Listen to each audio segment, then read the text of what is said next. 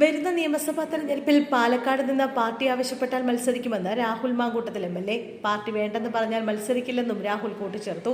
Party പുറത്താക്കിയാൽ പ്രചരണത്തിന് ഇറങ്ങാൻ രാഹുലിന് കഴിയില്ല. സ്വതന്ത്ര സ്ഥാനാർത്ഥിയായി പാലക്കാട് മത്സരിക്കുമോ എന്ന ചോദ്യത്തിന് ഇല്ല എന്നായിരുന്നു രാഹുലിന്റെ മറുപടി. ഏറെ നാളുകൾക്ക് ശേഷം സ്വന്തം മണ്ഡലത്തിലെത്തിയ രാഹുൽ മാധ്യമങ്ങളോട് സംസാരിക്കുന്നതിനിടെയാണ് ഇക്കാര്യങ്ങൾ പറഞ്ഞത്. രാഹുലിന്റെ നേതൃത്വത്തിൽ നിർമ്മിച്ച വീടുകളുടെ താക്കോൽദാന ചടങ്ങിൽ പങ്കെടുക്കാനായാണ് MLA ഇന്ന് പാലക്കാട് എത്തിയത്. മൂന്നാം ബലാത്സംഗ കേസിൽ അറസ്റ്റിലായ ശേഷം ആദ്യമായാണ് MLA മണ്ഡലത്തിലെത്തുന്നത്. ജനുവരി 11-നായിരുന്നു മൂന്നാം ബലാത്സംഗ കേസിൽ SIT രാഹുലിനെ അറസ്റ്റ് ചെയ്തത്. അതേസമയം രാഹുലിനെതിരായ ഒന്നാം ബലാത്സംഗ കേസിൽ ഹൈക്കോടതി അനുവദിച്ച ജാമ്യം റദ്ദാക്കണമെന്നാവശ്യപ്പെട്ട് അതിജീവത കോടതിയെ സമീപിച്ചു.